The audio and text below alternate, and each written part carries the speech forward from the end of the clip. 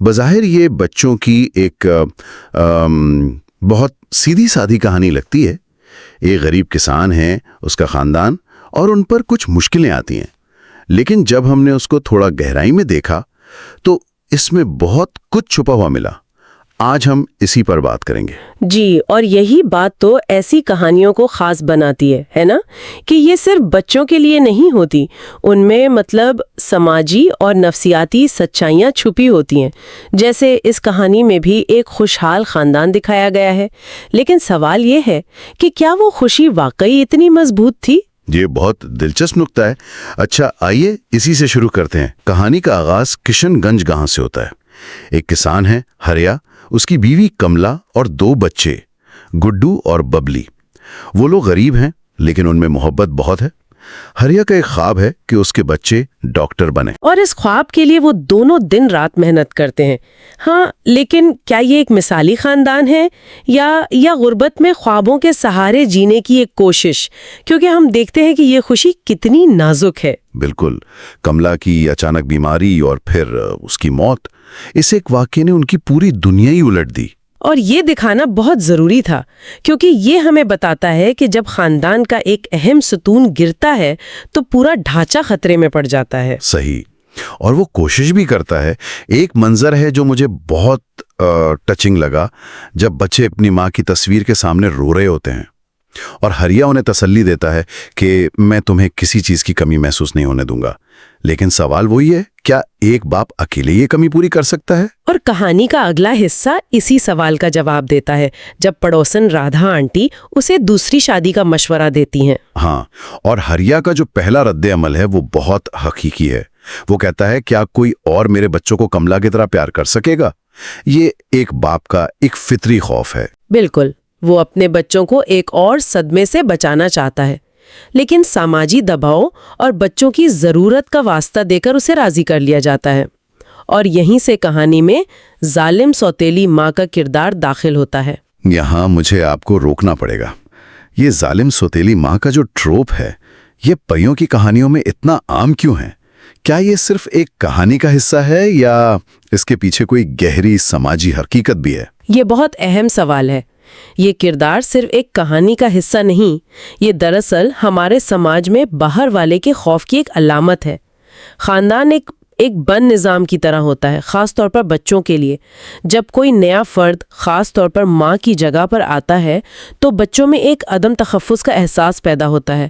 مالتی کا کردار اسی خوف کی ایک مجسم تصویر ہے. اور وہ یہ کام بہت چالاکی سے کرتی ہے.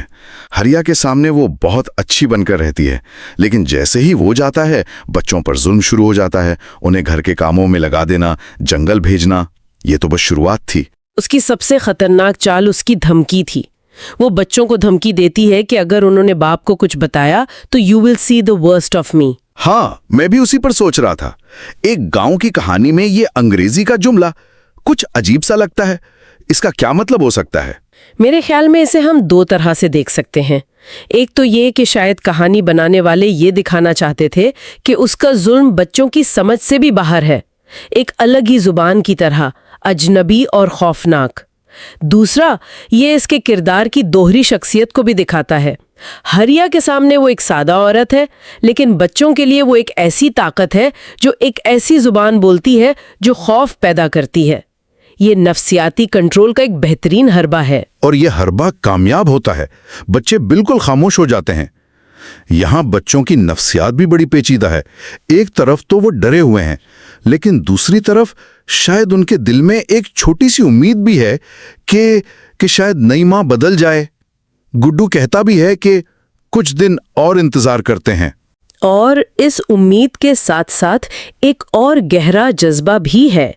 بچے اپنے باپ کو مزید تکلیف نہیں دینا چاہتے. وہ دیکھ رہے ہیں کہ ان کا باپ پہلے ہی ماں کو کھو کر ٹوٹ چکا ہے.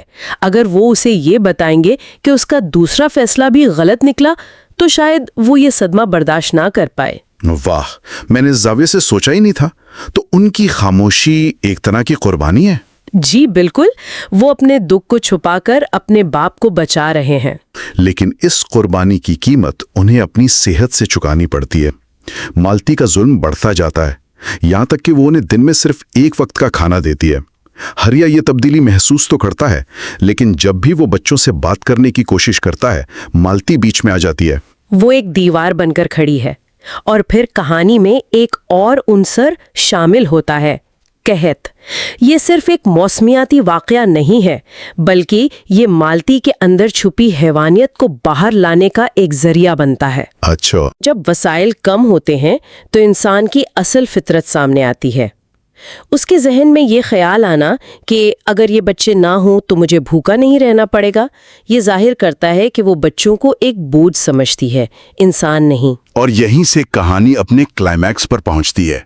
वो बच्चों को जंगल में ले जाती है, उनके हाथ पांव बांधती है और उन्हें एक दरख्त से बांध कर कहती है, अगर जिंदा रहना चाहते हो तो कभी घर वापस मत आना। ये मंजर देखकर तो रोंगटे खड़े हो जाते हैं। और यहाँ हम देखते हैं कि इंसानी निज़ाम पूरी तरह नाकाम हो गया है। बाप की नज़र चौक गई, पड़ोसन खामोश रही और मुहाफिज ही शिकारी बन गया। जब इंसानी इंसाफ का निज़ाम इस तरह नाकाम होता है, तभी परियों की दास्तानों में एक माफुकुल फितरत ताकत मुदाखलत करती है। यानी जादू की आमद। बिल्कुल। यहाँ एक ड्यूस एक्स माचीना का क्लासिक वर्जन है, लेकिन एक लोक कहानी के अंदाज में। जब किरदारों के लिए बचने का कोई रास्ता नहीं रहता तो कहानी एक माफुकुल फितरत किरदार यानी बोने को मुतारिफ करवाती है। ये बोना यहाँ गैबी मदद और कायनाती इंसाफ की अलामत है। और वो बोना ना सिर्फ उन्हें बचाता है, बल्कि उन्हें एक ऐसी दुनिया दिखाता है जो उनकी असल दुनिया के बिल्कुल उलट है। वो जादुई घर जहाँ छू मंतर कहने से मेज खानों से भर जाती है। ये सिर्फ उनकी भूख नहीं मिटाता, बल्कि ये उनके साथ होने वाली ज्यादतियों का एक तरह से इजाला भी है। जहां उन्हें एक एक नवाले के लिए तरसाया गया, वहीं अब उनके सामने नेमतों के अंबार हैं। ये उनके टूटे हुए एतमाद को बहाल करता है। लेकिन जब जंगल में ये सब हो रहा था तो गांव में क्या सूरत हाल पी? हाँ, कहानी वापस हरिया की तरफ आती है, जो अपने बच्चों को ना पाकर बिल्कुल टूट चुका है। और तब राधा आंटी का ज़मीर जागता है। अच्छा, तो आखिरकार वो बोल पड़ती है? जी, राधा आंटी का किरदार यहाँ बहुत अहम है। वो सिर्फ एक पड़ोसन नहीं, बल्कि पूरे समाज की नुमाइंदगी करती है, जो जुल्म को देखकर खामोश रहता है। शुरू में उसका मशवरा शायद नेक नियति पर मबनी था, लेकिन बाद में उसकी खामोशी उसे इस जुर्म में शरीक बना देती है। ये तो है, इसकी खामोशी ने बच्चों की अजियत को बहुत लंबा कर दिया। बहरहाल सच्चाई जानने के बाद हरिया का रद्द-ए-अमल बहुत शदीद होता है। वो मालती को फौरन घर से निकाल देता है। और दूसरी तरफ बोना बच्चों को न सिर्फ उनके बाप के पास वापस पहुंचाता है, बल्कि उन्हें सोने के सिक्कों से भरी एक थैली भी देता है। ये कहानी के तमाम मसाइल का एक मुकम्मल हल है। जालिम को सजा मिल गई, बच्चे महफूज हो गए और सोने के सिक्के उनकी गुर्बत को भी खत्म कर देते हैं। बाप और बच्चों के मिलाप का मंजर वाकई बहुत जज्बाती है। हरिया का ये कहना कि अब से मैं खुद तुम्हारा ख्याल रखूंगा, ये उसके अज़्म को जाहिर करता है। और कहानी एक खुशगवार नोट पर खत्म होती है। तो अगर हम इस पूरी कहानी का तज्जिया करें तो ये सिर्फ एक खानदान की दास्तान नहीं है, ये बच्चों की हिम्मत की कहानी है। ये इस बात की भी अक्कासी करती है कि जुल्म, खास तौर पर खामोशी की आड़ में पनपने वाला जुल्म, कितना तबाहकुन हो सकता है।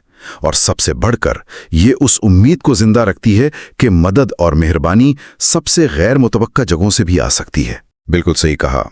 तो इस बज़ाहिर सादा कहानी में इंसानी नफ्सियात, समाजी जिम्मेदारी और इंसाफ जैसे गहरे मौज़ूआत पोशीदा हैं। इसने मुझे ये सोचने पर मजबूर कर दिया है कि हमारी अपनी जिंदगियों में भी कई बार ऐसे जादुई लम्हात आते हैं। यकीनन, वो मदद किसी दोस्त, किसी अजनबी या कभी-कभी हमारे अपने अंदर की हिम्मत की शक्ल में भी हो सकती है। इसी सोच के साथ हम आज की इस गुफ्तगू को खत्म करते हैं और सामीन के लिए एक सवाल छोड़ जाते हैं। इस कहानी में बच्चों के मसाइल हल करने के लिए एक जादुई बौना आता है। हकीकी दुनिया में जहां जादुई घर या बौने नहीं होते, ये किरदार कौन अदा करता है?